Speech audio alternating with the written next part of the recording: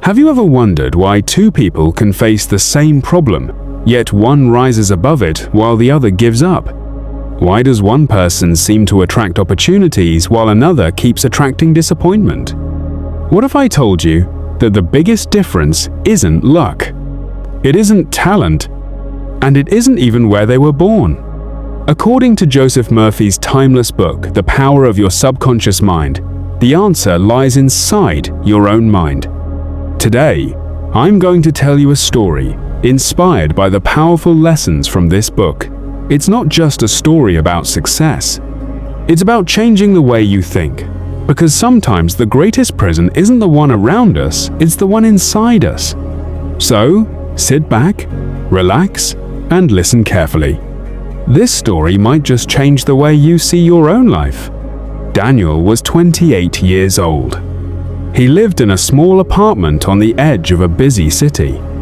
Every morning, his alarm rang at exactly 6 a.m. He would wake up already exhausted. His first thought every day was always the same.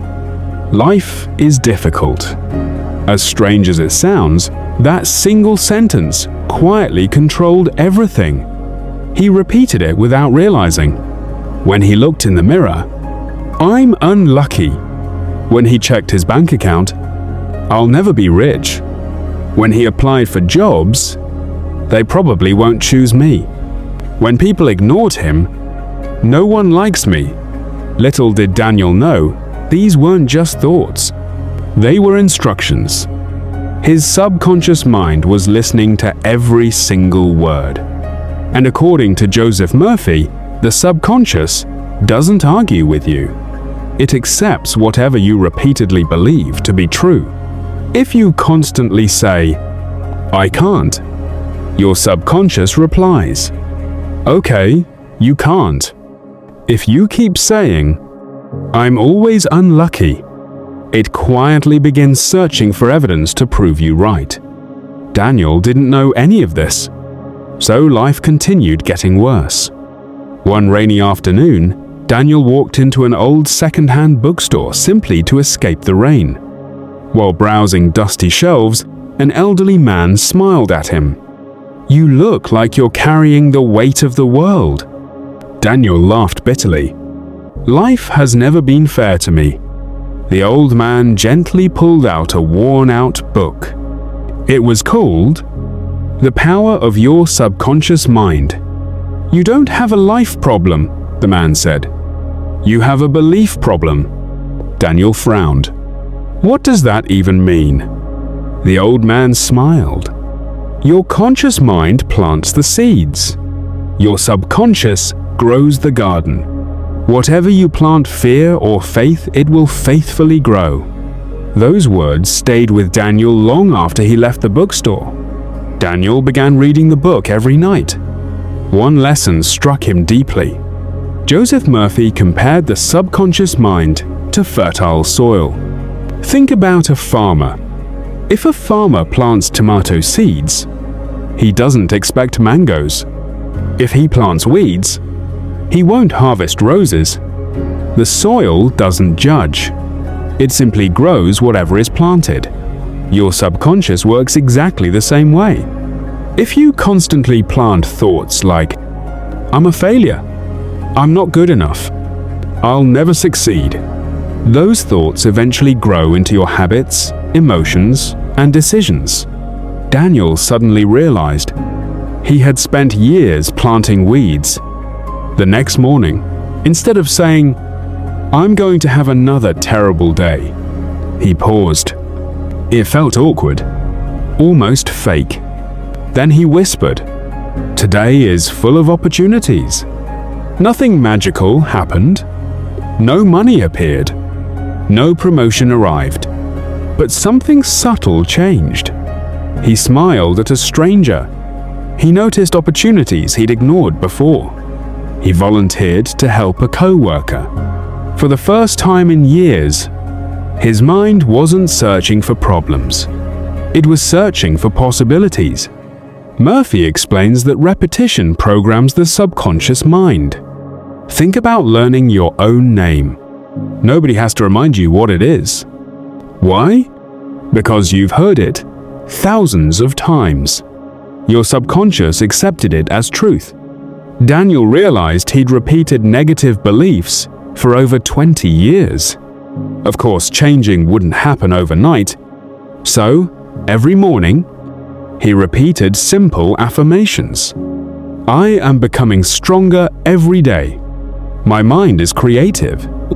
I deserve opportunities. I welcome success. At first, he didn't believe them, but he repeated them anyway, day after day, week after week, month after month. Eventually, something incredible happened. His beliefs slowly changed.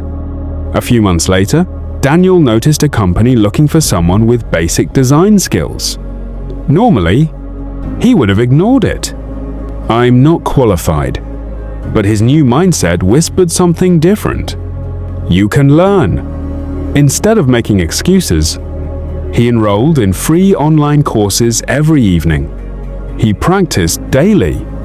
He failed repeatedly, but he kept going. 3 months later, he applied.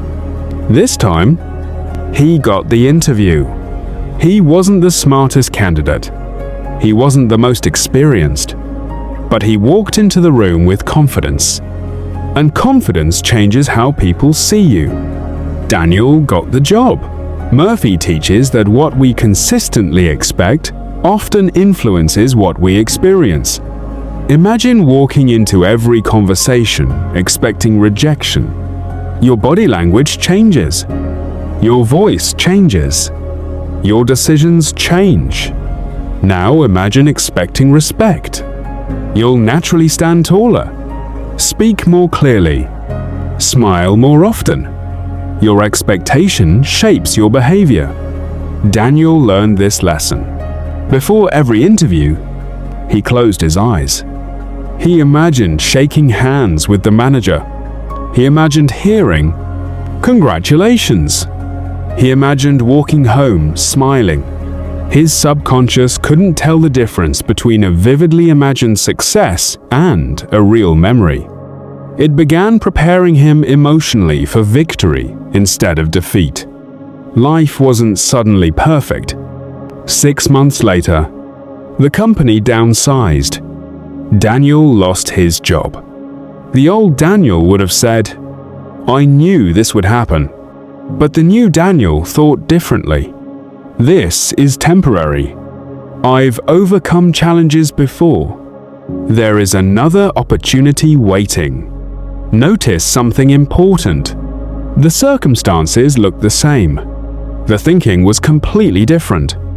Instead of giving up, he improved his portfolio, networked with professionals, learned new skills, kept visualizing success.